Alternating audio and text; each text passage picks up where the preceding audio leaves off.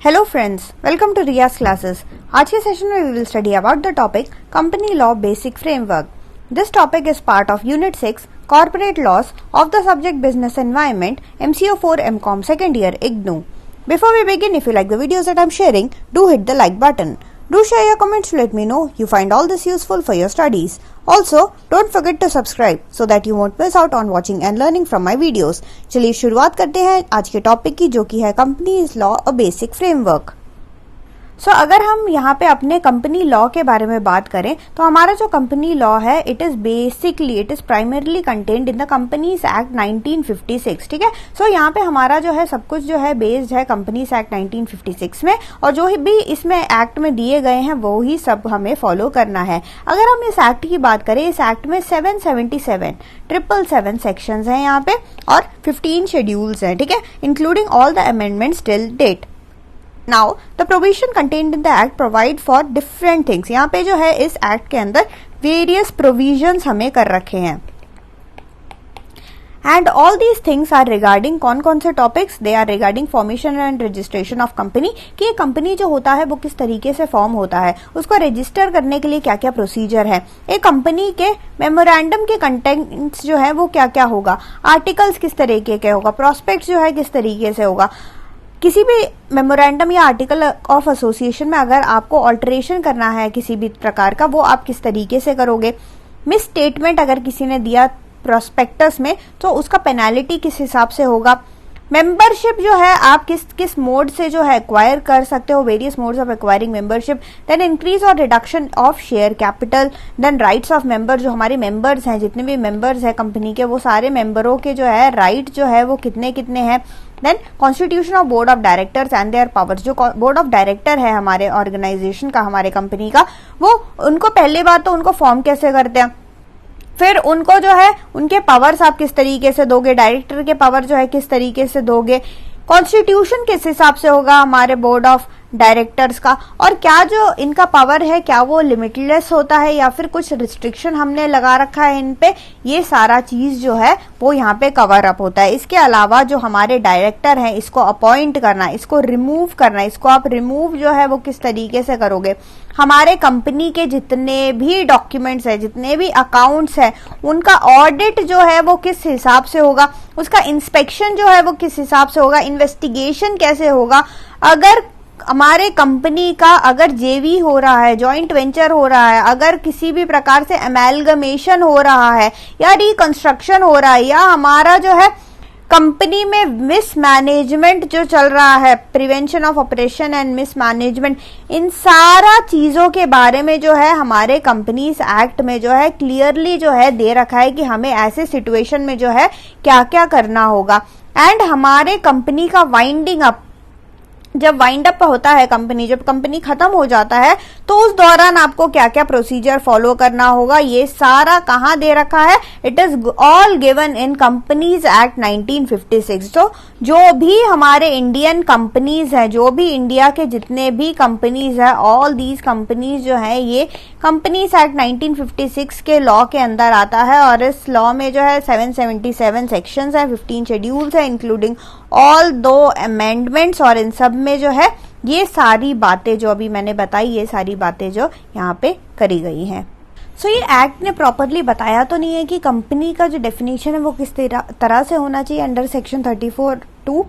but it has stated the effect of registration by identifying the features which a company requires as a consequence thereof of such a perpetual succession and a common seal। So company का आपको पता होता है, company का एक common seal होता है और कंपनी का जो है परपेचुअल सक्सेशन होता है। ठीक है, सो ये सारे फीचर्स जो है वो फीचर्स कौन देता है कंपनी को, हमारा ये कंपनीज एक्ट के अंडर जो है वो यहाँ इसको मिलता है। और इस एक्ट में जो है डिफरेंट प्रोसीजर्स भी ले डाउन कर रखे हैं, डिफरेंट रूल्स भी दे रखे हैं कि आप जब कंपनी को रजिस्टर करोगे तो आप क्या क्या रूल्स का फॉलो करोगे।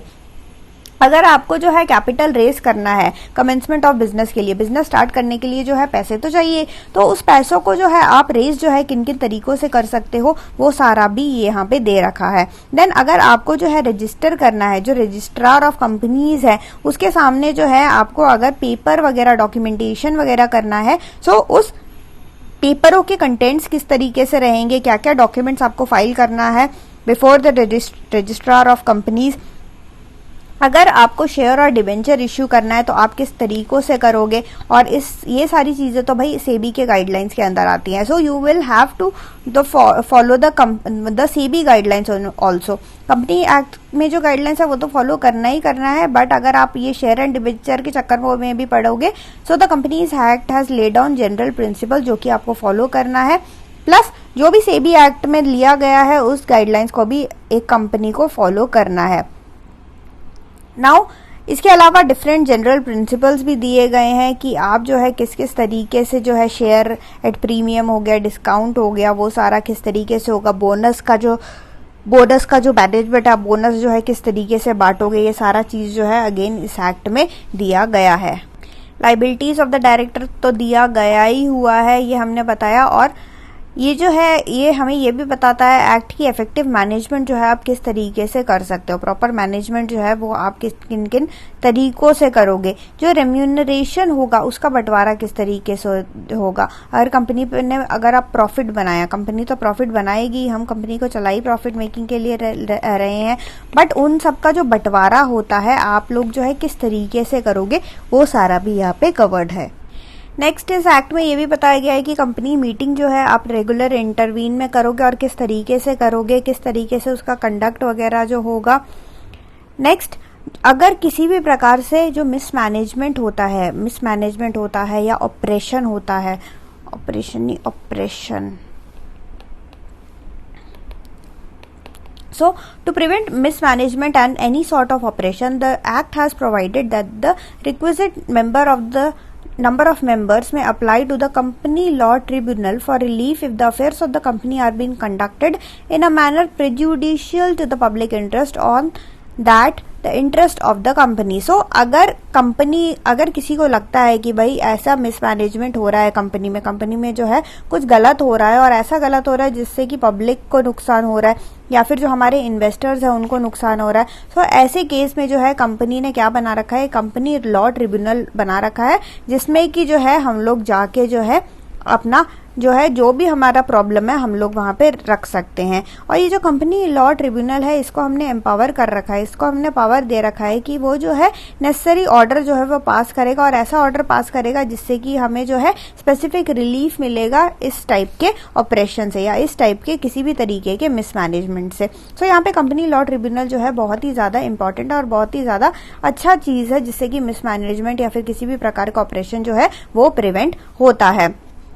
नेक्स्ट इसमें यह भी बताया गया है कि जो बुक्स ऑफ अकाउंट है वो आप किस तरीके से जो है मेंटेन करोगे, यानी कि जो हम बुक्स ऑफ अकाउंट जो है आपको पता है कि एक्रूअल बेसिस पे मेंटेन होता है और ये जो सारा जो होता है वो डबल एंट्री सिस्टम पे बेस्ड होता है। सो इसमें यही बताया गया कि आप जो है बुक्स ऑफ अकाउंट को आप मेंटेन करोगे एक्रूअल बेसिस पे और डबल एंट्री सिस्टम पे मेंटेन करोगे और इसका जो है ऑडिट भी होगा।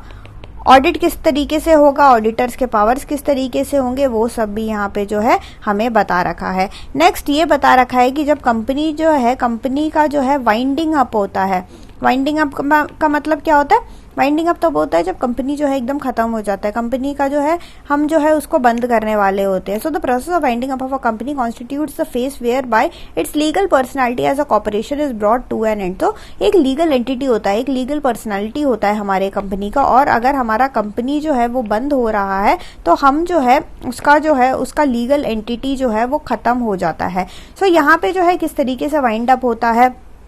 कंपनी लॉ ट्रिब्यूनल में क्या कोई इसके केसेस फंसे हुए हैं, अगर कोई केस है तो उन सबको जो है जल्दी जल्दी सुलटाया जाता है। ये सारा चीजें जो है जो जनरल पावर्स होते हैं सब चीजों का, ट्रिब्यूनल का भी क्या जनरल पावर है रिगार्डिंग द वाइंडिंग अप, ये सारा जो है हमारा जो है इस एक्ट में बताया गया है। सो यहाँ पे हमने क्या देखा, हमने यही देखा कि जो है बेसिक कंपनी लॉ का एक बेसिक फ्रेमवर्क देखा, ठीक है। यहाँ पे जो है ऊपर से हमने देखा कि कंपनी लॉ में जो है बताया क्या क्या गया है। जो कंपनी लॉ है बेसिकली कहाँ से है, कंपनी एक्ट 1956 पे बेस्ड है और इसमें क्या क्या बेसिक चीजें बताई गई हैं, स्टार्टिंग फ्रॉम की कंपनी जो है किस तरीके से आपको फॉर्म करोगे, क्या क्या पेपर आप रजिस्ट्रार के पास सबमिट करोगे, वो सारा चीजें कंपनी को स्टार्ट करने के लिए जो पैसा है वो आप कहाँ से इकट्ठा कर करके लाओगे, किस तरीके से उनको चलाओगे, जो डायरेक्टर है उन सबको कैसे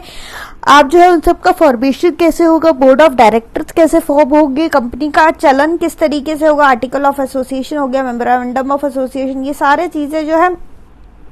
उसमें क्या क्या कंटेंट्स होंगे, अगर बुक्स है बुक्स को आप किस तरीके से मेंटेन करोगे, क्या सिस्टम होगा, डबल एंट्री का सिस्टम फॉलो होगा, उनका ऑडिट किस तरीके से होगा, और फाइनली जो कंपनी जो बंद होता है, जो वाइंड अप होता है, उसमें क्या क्या प्रोसीजर आपको फॉलो करना है, वो सब भी इस एक्ट में बताया गया है। तो यहाँ पे कंपनीज लॉ में स्टार्टिंग फ्रॉम इनिशियल की कंपनी जो है फॉर्म किस तरीके से हुआ है उस